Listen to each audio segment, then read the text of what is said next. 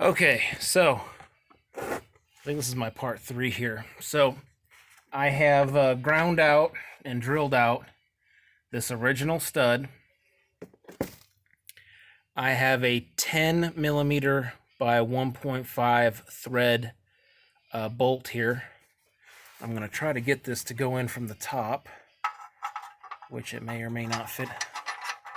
Okay, what do you know? Lowe's saves the day again. So now that's hanging down from the top.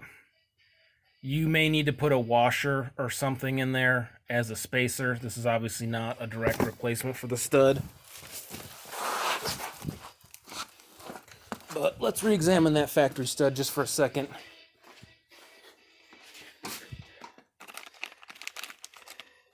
So this is the piece that I got.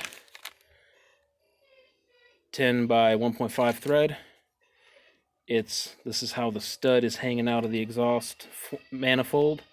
So that's pretty close to the same height. And this thread pitch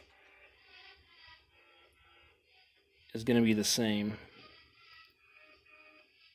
If I can do this one-handed, which is never as easy as it looks.